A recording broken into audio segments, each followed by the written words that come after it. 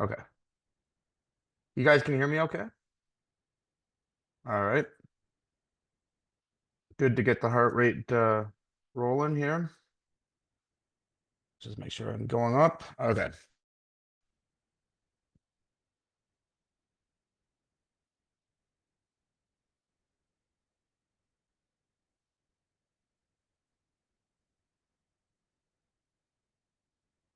All right.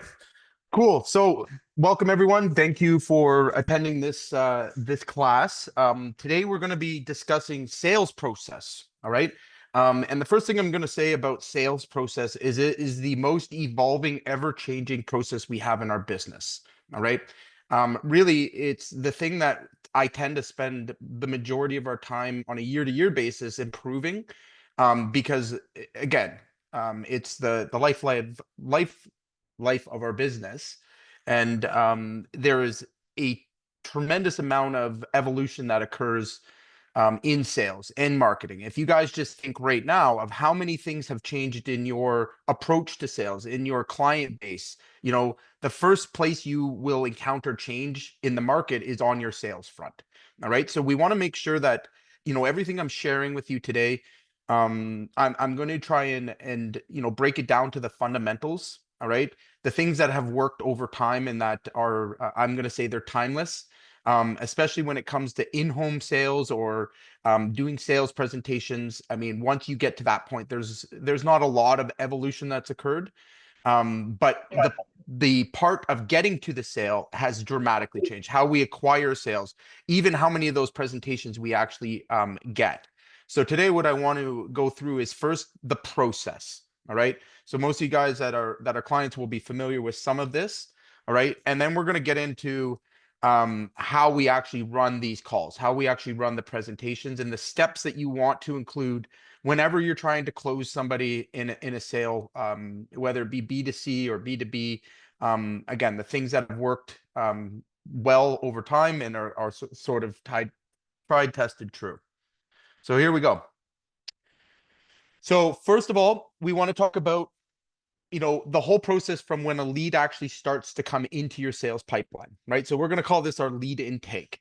All right. Now, this is a place where things have definitely evolved in how we can actually deal with customers, and using CRMs, using technology. But ultimately, our goal when a new lead is brought in is to capture certain key information: name, address, email, any information that's required for a sales representative or a consultant to actually understand if that lead is going to be qualified. So we're beginning the lead qualification process. Now, again, if you're an electrical contractor doing service, you're actually going to do the whole qualification, and you're going to sell the call out on the first lead intake of that call. All right. So for some companies, this is absolutely crucial. We would call these CSRs. All right. On a company that's maybe doing contract work or has a longer sales cycle, there's probably a two-step approach here. All right. So we use a two-step. Basically, the lead's captured, the information's captured. If it's an inbound call, if it's an outbound lead, meaning maybe they've shown some interest in an ad that we're running, and given us their information to contact them. All right. They're going to follow a similar process. First of all, we're going to assess that lead. All right. So based on what they've shared with us, again, if it's coming from a contact form, let's say in Facebook, we'll treat those ones a little bit differently. We might, have some automations and follow-ups to that. If it's an inbound lead and it's a customer looking for service specifically, maybe it's a referral, or maybe it's somebody that we've done business with before, we may opt to use a manual approach. All right. We want to focus on our speed to lead. Okay. So this would mean that a sales rep would immediately get a hold of them. All right. Get in touch with them, be able to have that introduction call, and, be able to schedule an appointment for a visit. All right. Now, sometimes, again, depending on the type of marketing you're doing, that's not possible, or, you're not able to get a hold of the person. So that's where we would use automation to continue that process of follow-up. And it's not uncommon nowadays, and this has been a big shift in the market and a big shift for a lot of contractors as they move into marketing their businesses. They're going to find that, depending on how quickly they get back to the person that's inquired, all right, they may or may not want the service anymore. We have a very little window. I'm of the school of thought we have less than 5 minutes to actually respond to our leads before they have considered other options. And just think about it this way: they're surfing the internet, they're looking for a contractor. All right, your name pops up, or if they had put their information in, then they hear nothing for 3 to 4 days. What do you think happens? And they just move on, right? They just find somebody else.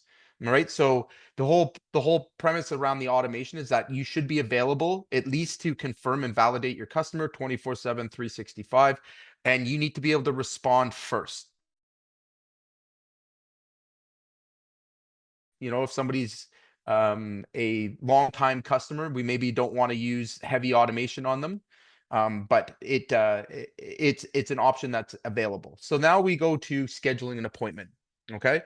And not a lot of people, again, maybe you're dealing with this, maybe you're not, but let's just assume that we have to get the person into schedule. What's the process for actually getting them out to an appointment? All right.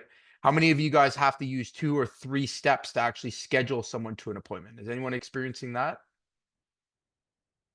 So that would be 2 to 3 follow-ups before someone's actually able to schedule an appointment. So think about it this way. We've taken in 25 leads over the weekend. All right. We've gotten back to them all as quickly as we could, but some of them we weren't able to get a hold of. How many times is appropriate for us to follow up until we schedule that appointment? I'm giving you the answer, kind of. I'm going to say 30 days worth of call and email and text. So this is the process we use. All right. So if anything comes into our inbox, into our lead opportunities, this is the exact strategy we're using. So day 1, it's call, email, text. Day 3, call, email, text. Day 5, call, email, text. Day 9, call, email, text. Day 14, call, email, text. Day 21, call, email, text. Day 30, call, email, text. Wow, that's a lot of work. How many of you would really enjoy doing this process for every single client? No. So now you see why automation is important, but you'll notice that there is a call, right? So we are making phone calls to these people. We do use dialers, so we can automatically dial all these numbers. But ultimately, what we're doing is if somebody has expressed interest, they've given us permission to contact them. In fact, I've purchased that opportunity to contact them. All right. So just making one call nowadays and just giving up after that, don't even bother advertising. Don't even bother going, just keep word of mouth. You're not gonna survive. Right? It's unfortunate, but it's true. All right. So just because somebody has expressed some interest at one point doesn't mean by the time you get back to them that they're generally interested. We have to go through a whole rewarming process.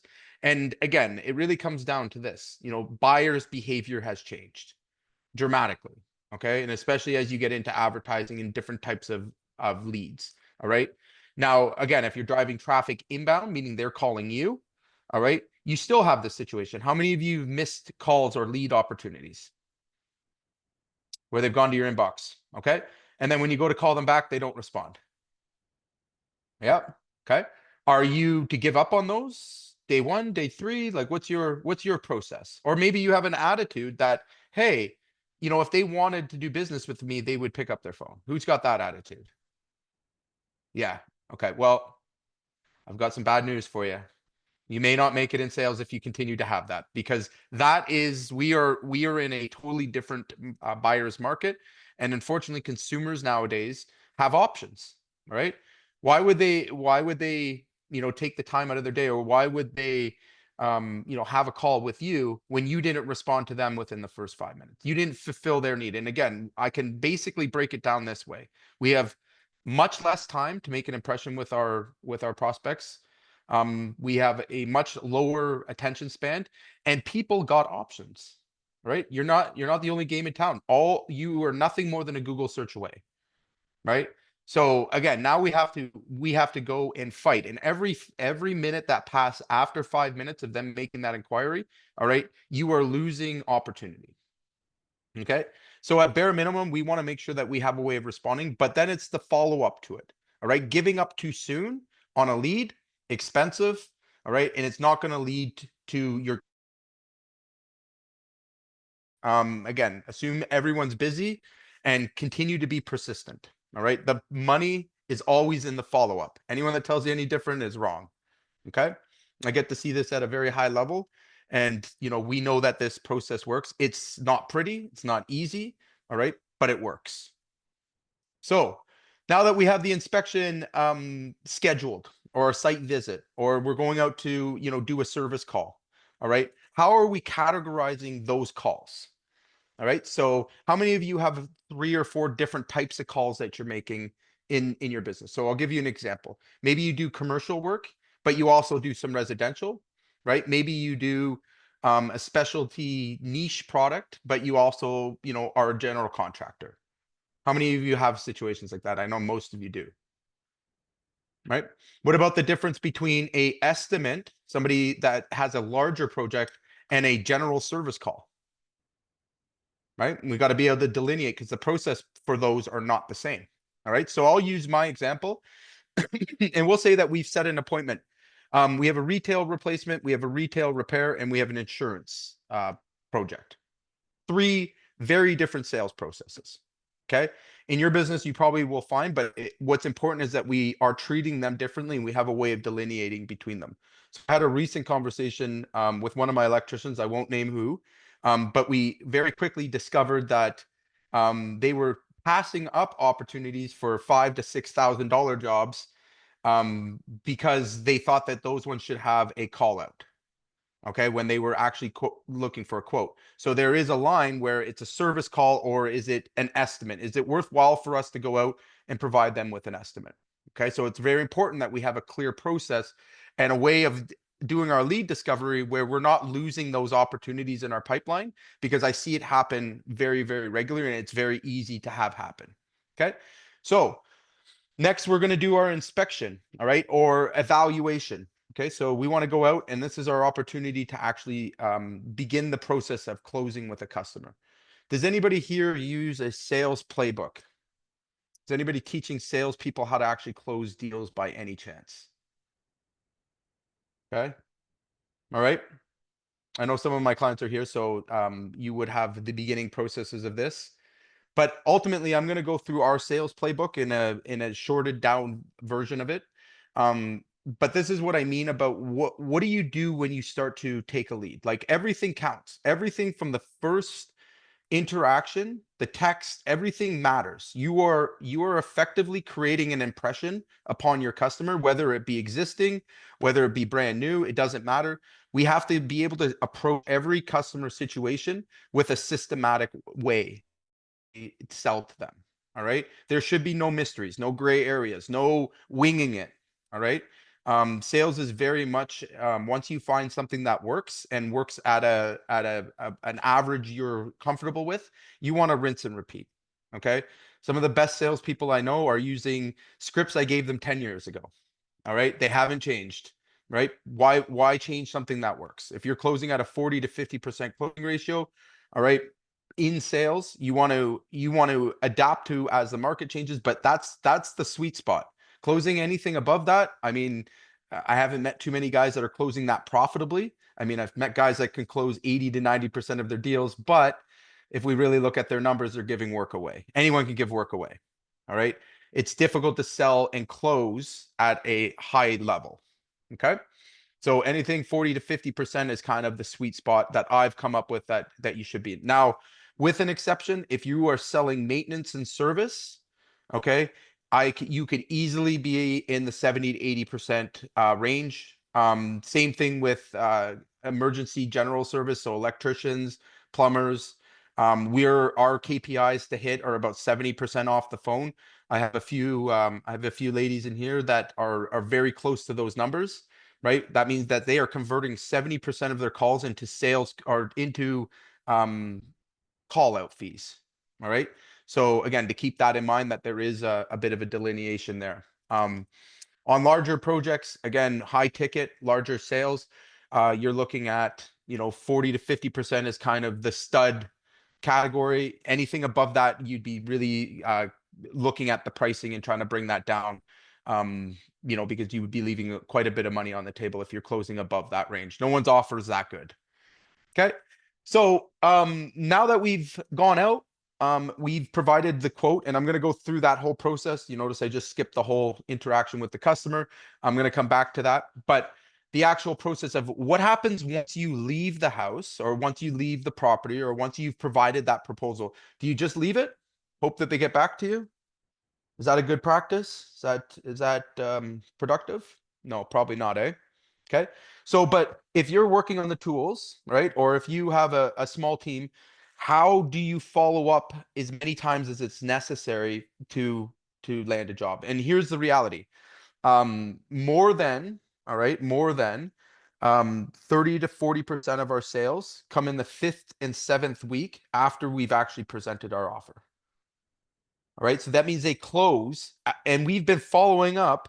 All right. By the time we get to weeks 5 and 7, we followed up probably 20 times. Okay. So some people will be like, oh my God, wow, like that's a lot. Now, what is important for me to explain here is we're not following up being annoying. All right. Don't do that. Right. Don't just be like, hey, you got that job, you got that job, you got that job. Like that's not bright. Okay. We want to follow up with value. All right. So let me give you an example of following up with value. So that we're on the same page of how to create a follow-up that's effective and that gives you, again, the best opportunity. Now, if we're looking at a minimum schedule, anyone that's working with us, you have this in place. We've implemented this with you, and it's day 1, call, email, text. Day 3, call, email, text. Day 5, call, email, text. Day 9, call, email, text. And you get the gist. All right. But what are we saying there? How do you follow up this often and frequently without being told, to go to hell because you're annoying? All right.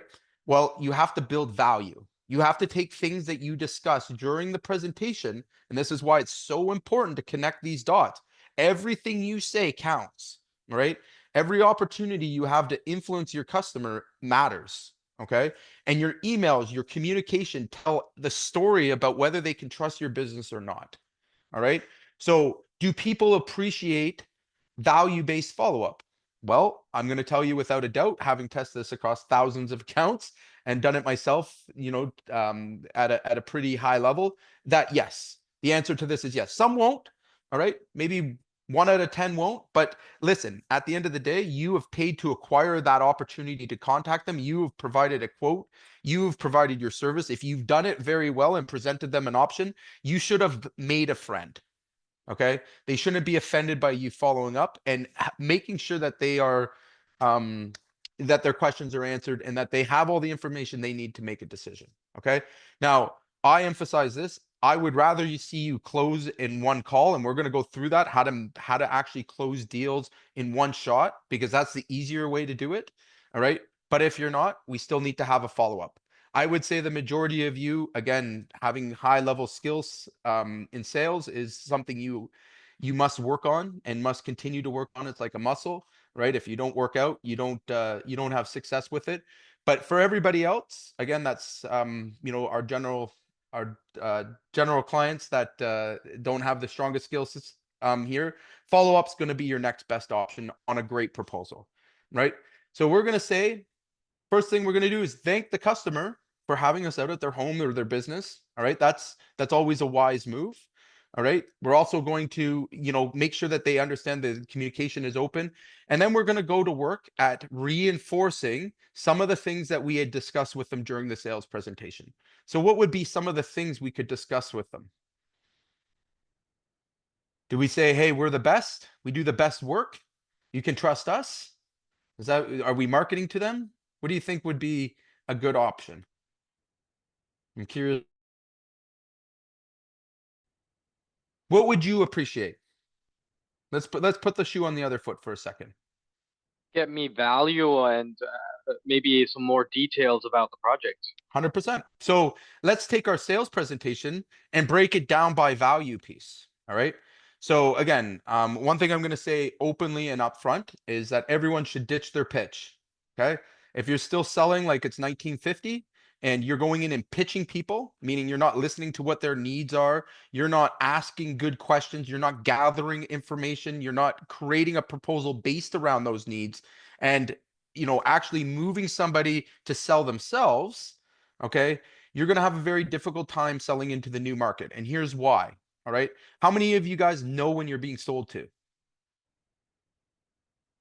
All right. Everybody. Yeah. Okay. How many of you actually enjoy it? Who loves being sold to? Right. Okay. So when you know you're being sold to, and again, everybody knows what salespeople are, they kind of got a bad rap. All right. If you know you're being sold to, all right, where's your trust level? How much do you trust that? Right. And we are, and I know I must sound like a broken record. I say this, endlessly to everybody, but we are in a trust recession. No one trusts anybody. No one trusts you.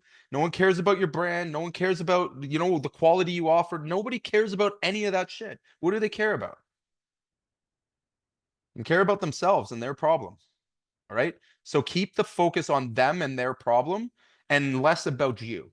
When you go in and pitch, when you go in to present, all right, if you make that presentation about you and your company and what you have to offer, you have lost. You have immediately lost in most people's eyes. All right. The only thing you're going to be landing at that point is lay down sales, people that were already bought in to buy from you. Okay. So I don't recommend it. I recommend actually developing these skills and taking on a new approach where you are asking questions, you are solving problems. Okay. Not telling you to be inauthentic or use scripts.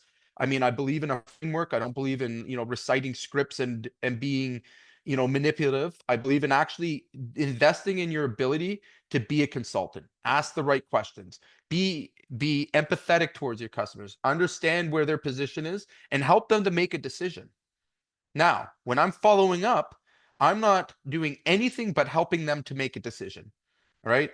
Therefore, what things would have to be included? Well, I like to include, installation, questions to ask other contractors, right? We like to include, stories. Is a great way to follow up, explaining a story of a customer who was in their same position and how they handled it. Case studies, explaining how you help someone in that situation, showing examples, social proof, Google reviews.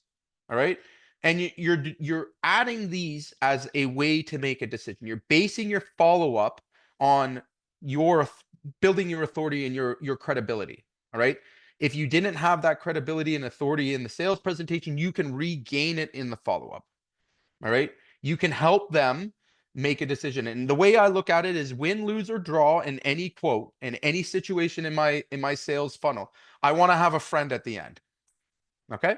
And that might sound counterproductive, but here's what that leads to. All right. You're creating an environment where even if someone couldn't afford to go with you, even if they weren't able to do business with you that day and they chose to go with someone else, they still respect your brand and authority for coming out and, providing them with, the information they needed. They still see you as an authority figure. You still can reach back to them at another time for a new offer. All right. And the best way I can always kind of wrap this one up is within our CRM, out of all the referrals we get, 40% of those referrals come from customers we never did business with. Okay.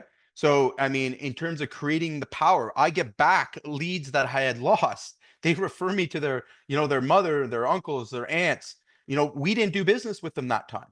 Okay.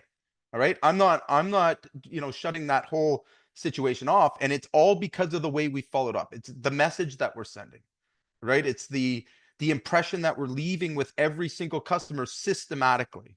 Okay. So everybody that comes through your sales pipeline should be leaving with a very similar experience and have the same similar things to say about you and your brand. All right. This is what we call marketing, right? We're trying to put a message out that is helpful for people to choose us. We want to build authority. We want to build credibility. We want to be a trusted consultant. All right. Not all the time you're going to get hired. That's just reality. All right. There's always going to be 50% that just, they still, after all of this, don't want to move forward with you. And that's okay. All right. Um, and again, the process that I use with these particular follow-ups is I'm going to value, ask. All right. So day 1, I'm adding value. Day 3, I'm adding value. Day 5, I'm asking if they're ready to move forward. Rinse and repeat. Value, ask. Value, ask. So that it's not annoying. It's not salesy. It's not raising sales resistance. It's friendly. It's helpful. All right. It's productive. All right. And at the end of the day, no matter what, I've built my brand in a good impression in front of every one of my customers, regardless of how the sales presentation went. Okay. So again, for contractors that are just sending out quotes, this may be a system that you want to invest in, right? Where you're not meeting your customers. And I hope that you're not doing that, but it does happen. And for some of you guys that are just absolutely god awful at sales, maybe this would be a better system for you. Okay. I've actually encountered that quite a bit as well. Now, what do we do once the proposal has been approved? Is the sale over? Who thinks like they went ahead with us or we didn't get the job? Is the sale over? No. All right. Is marketing and communication over? No, never. Okay. So, again, it's important that you guys understand that these processes, once you have these frameworks in place, all right, it allows you to do this at higher volume with, again, a better conversion rate. So anybody that's, really struggling to get enough jobs, you have to really start to ask your question of why, right? Are you getting enough leads? Are you getting enough?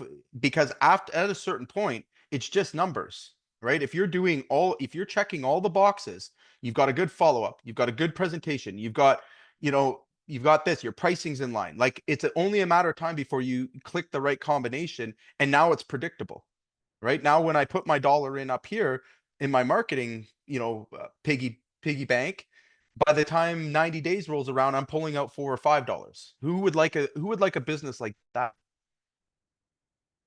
Right? Okay. So pretty important that we're investing in these kind of systems, right? And a lot of this is CRM, all right? And we're going to get into the actual like sales presentation portion in just a minute, but there is an actual skill to this as well as we move through this. But next, I want you guys to really think about how you process the job. How quickly do they get on your schedule? How well do you communicate to them? All right. I see too many businesses do this. They get a job. Oh, great. We got them locked down in contract.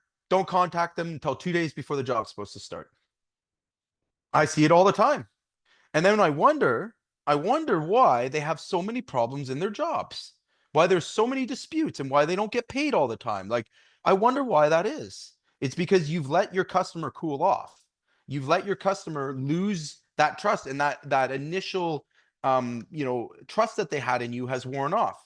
All right. And this will always happen with every human being that you encounter, all right, regardless of business or anything else. Within 20 days of you signing a contract with anybody, if that work has not been performed, your customer will turn into a pessimist towards your business, no matter what, right? It's just human nature. That's how people adjust to change.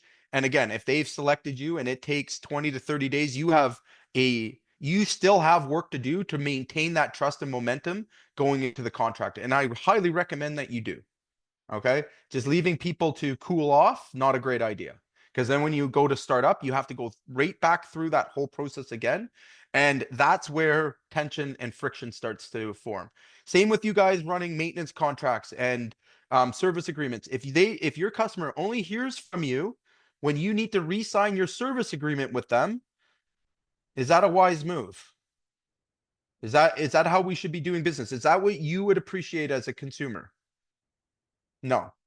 Okay, so we need to be thinking about our customers and having at bare minimum, at least a quarterly like retouching with them. All right.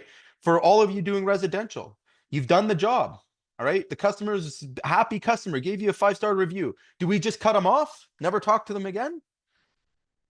I bet you if I go and look though, I bet you I'll find out you guys are. Right? What a waste. What a waste. That's all I can say. I mean, what a customer is not in, and I don't care what business you're in. Minus the death business. That would be the only exception I can imagine not needing to follow up on, right? So if you're not following up, if you're not reaching out and you're not keeping a customer engaged, even after they've done business with you, what are you losing out on? What are you losing out on? Potentially more. Absolutely. Absolutely. You're losing more. If it's not referrals and reviews and just generally reminding them, right? Now, how many of you have had this experience? You've done a great job for a customer. They were happy. They gave you a 5-star review. 6 months goes by, you drive past their home or their business, and one of your competitors' trucks are in their lot. How many of you have had that happen? I bet you more than you'd like to admit. Okay. Now, was it that you did a bad job? No. Was it that you didn't, didn't provide the right documents, or, your guys weren't technical enough? No, none of that. None of that. They forgot who you were, right? You didn't follow up. You didn't remain present with them so that you were convenient for them to call. Like, listen, we're in the world now where everyone expects an Amazon-like experience. All right. So again, is it going to stop them from, going to your competitors? Depends on how well you sell. It depends on how well and how thoughtful these systems are. Now, the good news is you can automate a great deal of them, but it's still a matter of touch. All right. If you just leave your customers to rot or to go away, they're gonna forget about who you are. And just take yourself as the example. All right. How many of you guys have bought a product, can't remember the company you got it from, right? Or got a service, they never followed up with you, and you forgot them. I'll give you a very good example. I get my lawn cut. I forgot the name of the company that was cutting our lawn, so I just got a new one. Right? They never followed up with me for a renewal. I didn't know where they went. I forgot their name. They just came and cut my lawn. I paid them, at the beginning of the year. I forgot who they were. I didn't know who to even call. Is that good marketing? And again, is that the way that you want to be remembered? Pretty easy. Sometimes I actually wish they would reach out so I could remember, because I might want to buy another There item. you go. And that's exactly it. So again, now when we think about building campaigns, so right now most of our clients are running Christmas campaigns, and I'll give them, some preliminary examples of it. Just reaching back to them, wishing them a Merry Christmas, the holiday season, and mentioning, hey, we're offering a 10%, off of our service, leads to calls. All right. Even if it doesn't lead to a call, what does it remind them of? Reminds them of your name and your brand, right? It keeps you top of mind. All right. Same thing goes. I can't stress this enough. If you're trying to build a relationship with someone, again, they may not, it's just a 2-second thing. They may just see your email in the top of their email box, know who it was from. How many of you right now, if you open up your email box, have a bunch of junk email that you just let accumulate because you like the company or brand? Right? I can open mine. I got plenty of them, right? I'm all like, if they want to keep in touch with me, that's cool. Like, I have no problem. It's junk email, right? And for the most part, most emails don't get read or seen. That's okay.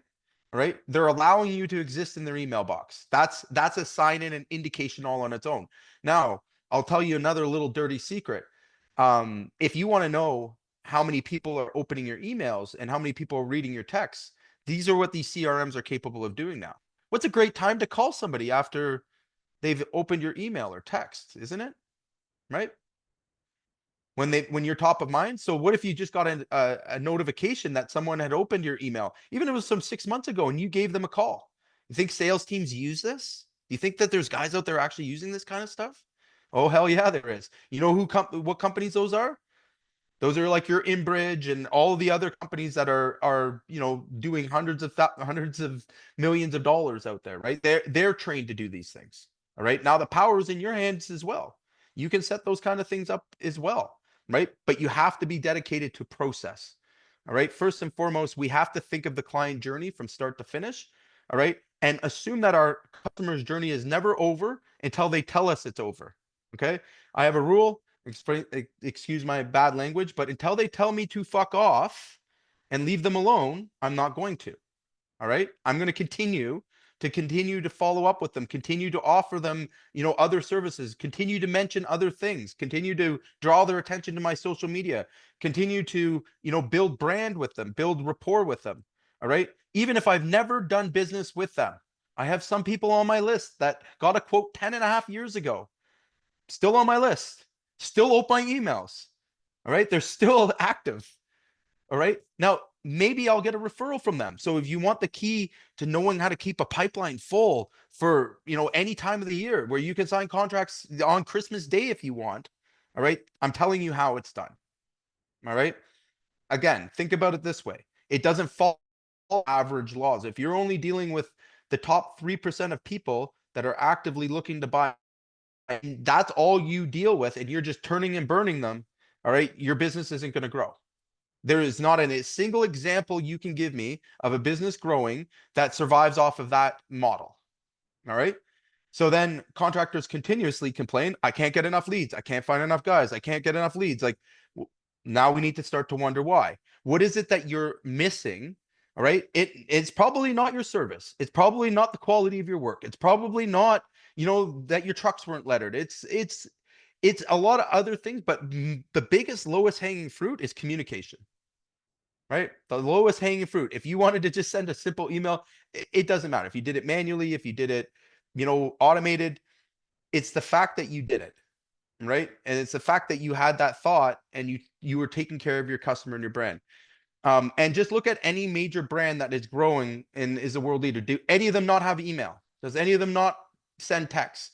Does any of them, not use their social media? Of course not. Those are easy. Those are low hanging fruits. You've already acquired the customer. They've already bought into your brand. So it'd be silly for us not to do that, right? Cool. So again, I want to just kind of bring our attention back to here in terms of the pre-production. All right. Is there sales and marketing involved in the pre-production of a job? Absolutely. There's sales and marketing involved in every single aspect of your job. I don't care what it is. I don't care if it's the technical, you're going to replace a fan belt motor, whatever, it doesn't matter. All right. If your whole team is not in some way or another trained for sales and marketing, all right, it's going to make your business harder to grow. All right. More difficult, right? Customers are going to be less loyal to you. Your employees will be less loyal to you. Anybody hear that? Anybody want to hear it again? All right. How many of you market to your employees? How many do you feel like marketing internally, all right, is worth your while? Damn right it is. Exactly what creates retention. This is exactly what people stick around for, right? If you aren't communicating your mission and your vision and telling your staff how you serve your customers and how passionate you are, they're not going to believe in you. They're going to find a job for 10 cents more and they're gone, right? We need to think about marketing in every element of our job, okay? The good way to figure out if your company cares about you and my business, all right? Does your lawn signs go up? Stupid little thing, right? I can tell if a crew is pissed off at me or not by if they put my lawn sign up. Amazing, right? Do they wear their uniforms? Right? That's a good sign. If they show up without them, like they're probably not feeling you, right? They're not invested in the brand. They're not invested in the mission that you're trying to run. Okay. Are your homeowners happy? Right?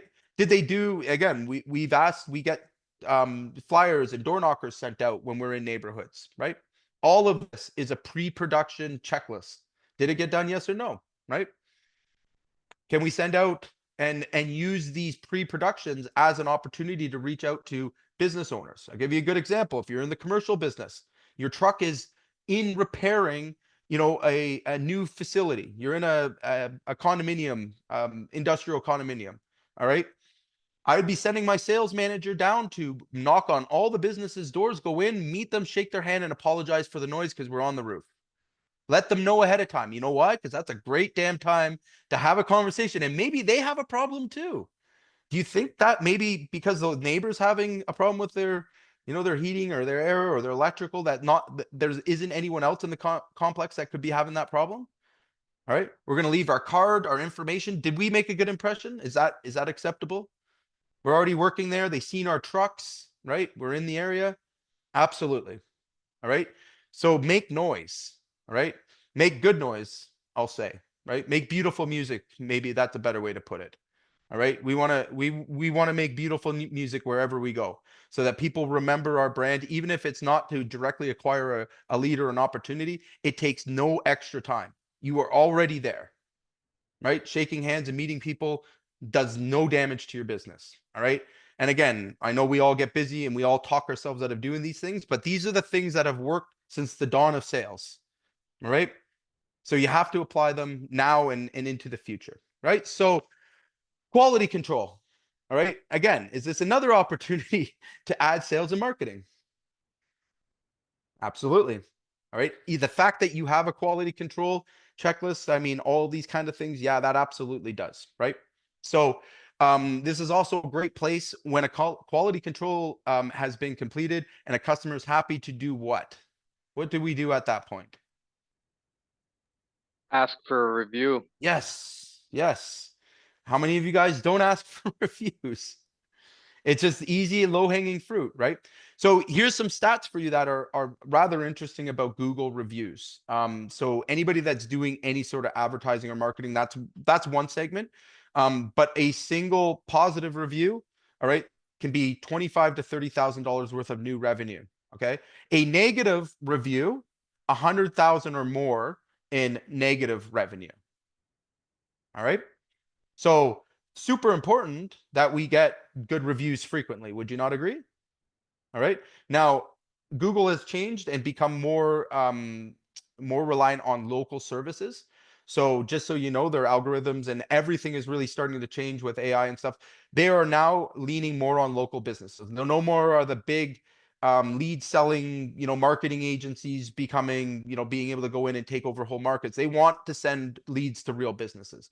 The only way you will show up there is by showing that you're actually providing real services to the algorithm.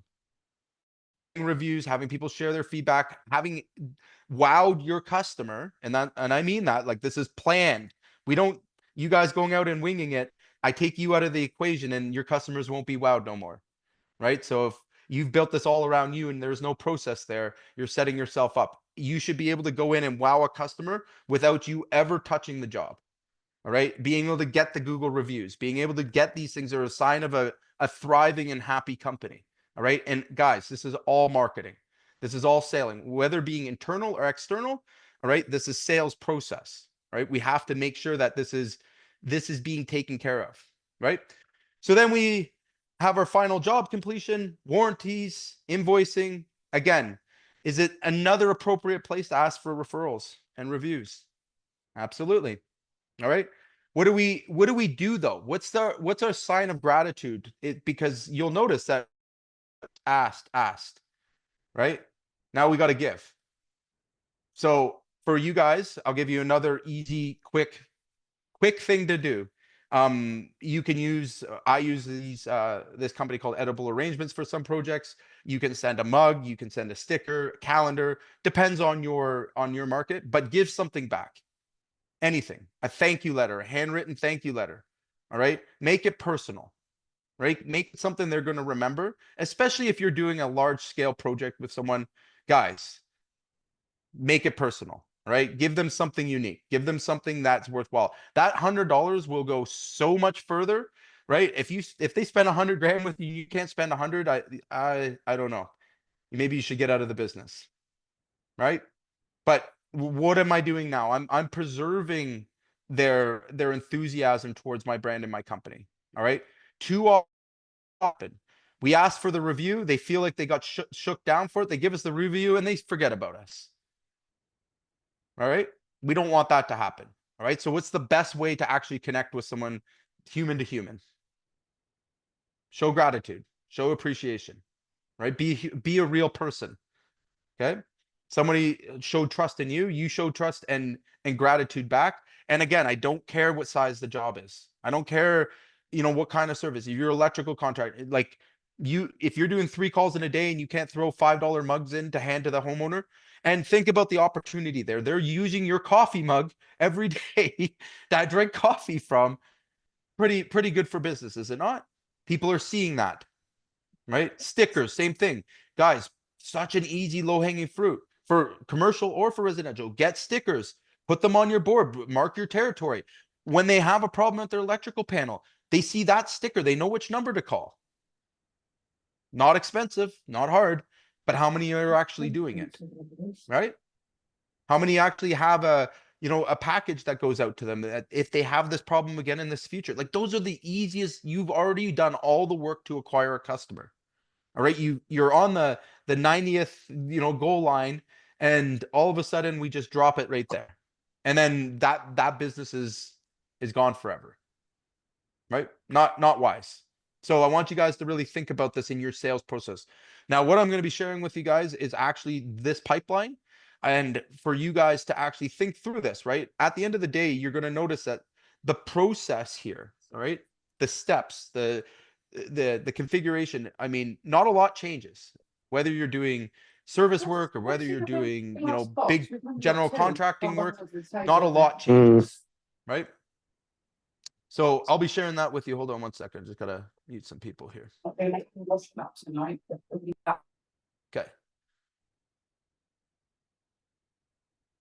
All right. So again, I challenge everyone to kind of, think this out, have this documented. And here's one thing that I'm going to say to you that's probably the most important. Once it's documented and it's out of your head, all right, everyone else can contribute to it in your business. Don't worry about perfect. There is no perfect. It took me a decade to get mine to good enough. All right. And it's never really done. It's never done processing. Okay. There's always going to be changes and adjustments and like technology and everything else. But the idea here is if you want a business that's going to grow and it's going to expand, all right, the second it comes out and it's on paper, it's real now. Okay. And anybody can contribute to it. And you can onboard people, you can train people, you can bring in salespeople. All right. They now understand how your business is supposed to work. If you don't do these things, though, if you don't take the time and take imperfect actions, okay? I want to stress that imperfect actions, okay? I don't care if it's pretty. Write it on a back of a napkin. I don't care. You don't have to make it perfect, all right? But done is better than perfect, right? We can always make it better and better, and this is meant to be improved. But get your team involved. Get other people that are going to have an interest in your business involved and contributing to these things, and you're going to see it expand and grow. I didn't come up with all these ideas. I didn't, this isn't all my creation. People have done it before me. It's been done by many successful businesses. All right. I'm trying to share this with you in case, again, you need a reminder. But at the end of the day, the more that we can have our teams develop these things and the more of these processes that we can be clear about, the easier it is for your business to grow. All right. If you want your business to grow, and again, especially those guys in around 500,000 to a million that are trying to get to that next level, it's all system. All right. It's all process. It's all about getting people clear about how to do it and do it at a high level, do it at a predictable level. You want to go to 5 and 10 million? Like, again, the stakes only get higher. All right. The importance of these things only get higher. One thing I've observed with a lot of guys is that they make excuses for themselves for not having these things and they talk themselves out of doing what they know they should be, right? So is anybody here think that what I'm sharing with you today is not applicable to their business? I dare you. No? No, no one could all right. All right. Um, Now one other point I wanted to make before we oh man, that took 54 minutes. I guess I'm gonna have to make this part two for next week is the sales process for you guys. The actual like when you're in front of a customer and closing a deal. Um, and in terms of the collections process, how many of you guys have a documented collections process and know how to handle it without losing a customer? Okay. Do you think that that could be a problem for you or your business long term? Absolutely. Good news is this could be automated as well. All right. So the collection process, not a lot different than the sales process or the follow-up process, is it? Nope. Call, email, text, email, call, text. It's all the same combination. Now, again, I've used these particular days and these sequences so many times, and I've tested it against so many other options. I just know that this one works at the highest rate, right? So just steal it, take it, all right? Use it on your own, and you're going to see results. Especially when it comes to collections, I think that that's where a lot of companies really fail. If they're not invoicing on time, or late, then they don't follow up with their customers. You've actually lost a customer in that process. All right. You guys leaving your whole amount due to the end, by the way, you're also losing a customer. All right. You've lost goodwill and trust in them. All right. How many of you guys are really psyched about paying massive $50,000 bills in one shot? Right. You owe it, right? But think about it. You have $100,000 job. Somebody's only collected 50% from you. All right. You get to the end of the job.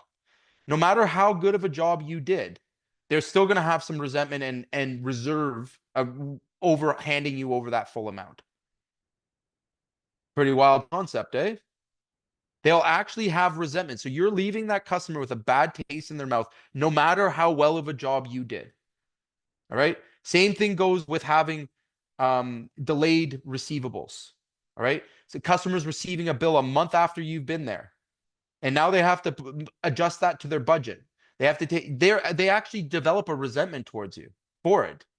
I hate to tell you, right? It doesn't matter. Go talk to any, crickety old HR person. I don't want to maybe call them all old, but I know most or HR, sorry, accounts receivable, accounts payable person, and they'll tell you right away the companies they dislike the most, the ones that don't invoice on time, the ones that, try to bill everything at once. So if you're one of those people, all right, think about, or you're one of those people with your clients, okay, you're actually letting them down.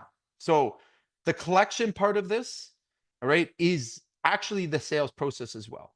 There's no difference.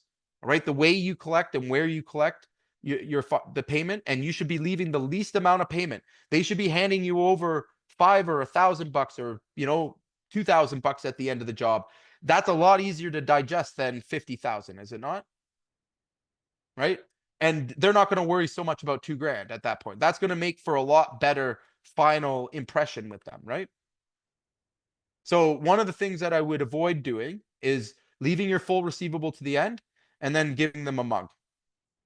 Just avoid doing that. That doesn't work. I've tried it. It's not productive, right? They generally don't appreciate the mug as much. Okay. Has this been helpful? Has anybody got any value from today's discussion? Cool. Mario, I see you there. We have a few minutes. Tell me a takeaway you got from this call. Well, I just the whole system, I would like to implement it like yesterday. Yeah. So for me, We're the working whole on it. having the system in place is valuable, and Mhm. then um to follow up 30 days after a proposal, that to me is, I've never Yeah. done that. So yeah, and anybody that's working with us, we implement those things like automatically with our clients and getting their sales adjusted. And it's not just 30 days either. So this is just in your sales process. So after this process is done, it sequence. Okay. So if somebody hasn't responded, we take them off the aggressive 30-day, every other day, basically calling them and emailing them, and we move them into a nurturing sequence again, where it's going to rebuild value and keep top of mind. All right. So just keep that in mind. Anybody that's, looking to develop one of these, it's not just 30 days. Like I said, it's a forever and for the rest of time until you tell me to, get lost, right? Or you unsubscribe from me. So I want you to think about every contact you have as being that. Pretty different, eh? But why wouldn't you? Anybody else have a takeaway?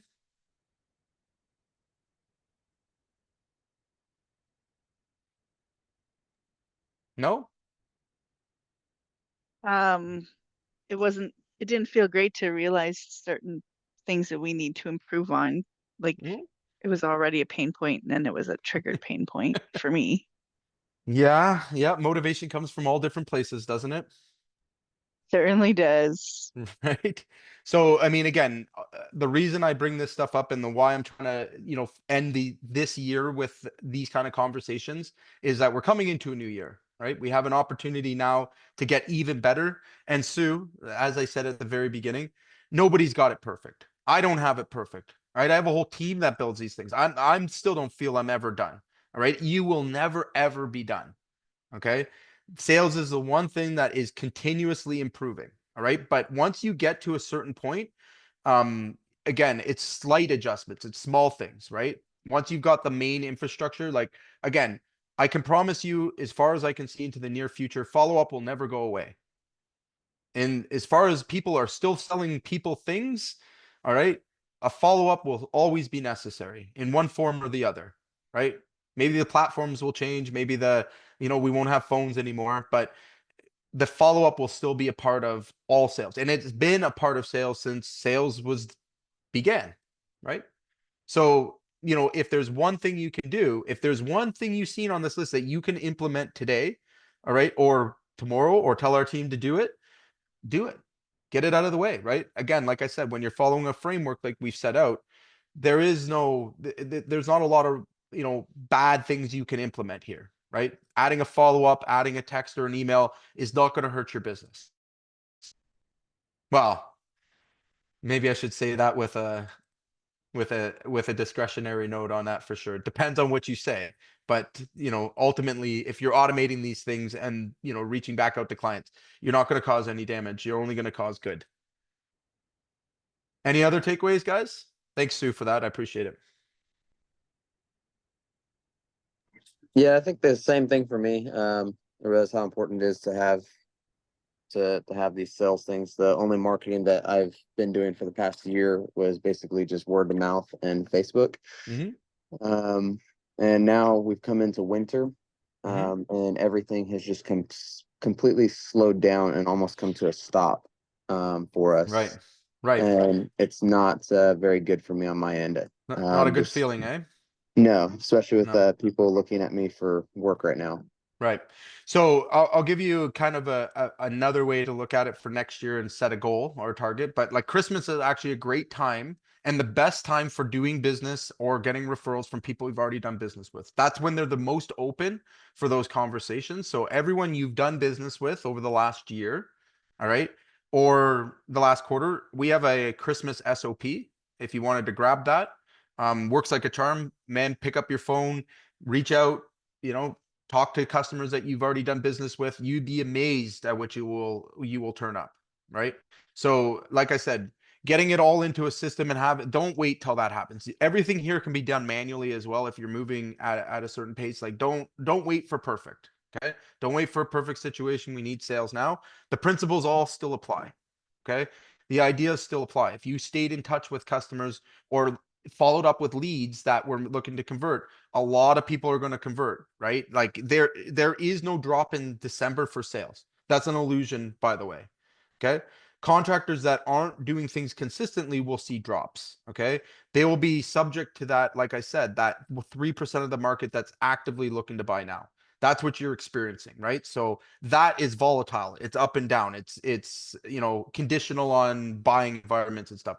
But overall, again, if you're dealing with 2,000 people in the call list, or you know, you've dealt with 2,000 people or interacted with them, in that there's going to be a minimum of 2 to 3 customers. If you only need one job, right, you already have those jobs. You just need to follow up on them, right? You need to contact them at the right time and get that business converted, right? So I would take your whole follow-up list, apply some of the things we taught today, right, and pick up the phone, lead with value, lead with, you know, a good conversation with them, and convert the jobs, right? They're there for you to do.